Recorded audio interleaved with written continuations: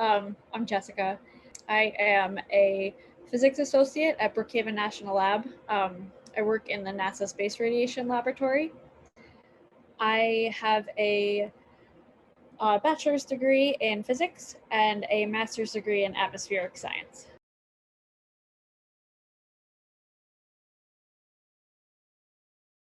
We primarily at the NASA Space Radiation Laboratory deal with space radiation, and we're focused on looking at how that radiation affects not only astronauts, but as well as the electronics that will be on the spacecraft. The main goal of the facility is to get humans to Mars eventually, and we generally use different biology experiments to observe the effects that the radiation would have on a trip to Mars on humans, and we use that to best figure out how it's going to affect the human body. We also have companies like SpaceX or Blue Origin come in and test electronic setups in order to know if their electronics, they are going to fail when they're hit with radiation, but how are they going to fail and how can they fix that as quick as possible so that when their products are in satellites or going to different planets, they know that they're going to be okay and the astronauts are going to be safe. In terms of contributions to science, some of the things specifically that we work on here are related to minimum doses for cancer. So it's pretty interesting, even if it isn't totally space related, we're looking into how cancer develops in different animals and how we can relate that to humans.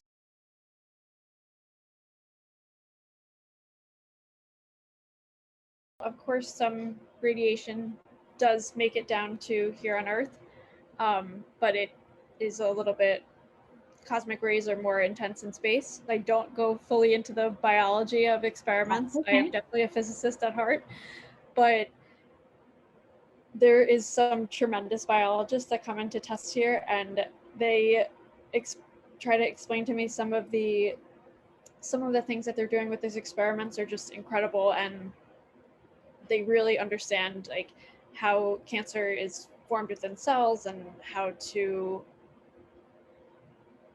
we're still going into like the alleviation part of that, but just the formation is, the science behind that is incredible.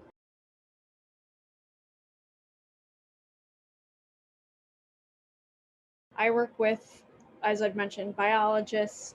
We also have other physicists that come in, and everyone has a different background. I think that patience is so key, as well as any chance you can get to learn about communicating science. Just take it. If there's a workshop or if you can make as many public presentations as possible, that was really key for me.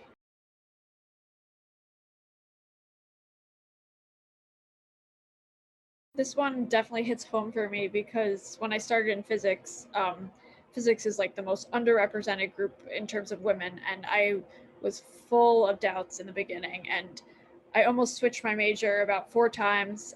But all I can say for you is we just have to fill those gaps, and we just have to keep going, and you can't doubt yourself. You definitely belong there as long as you have an interest in the field. Just keep going.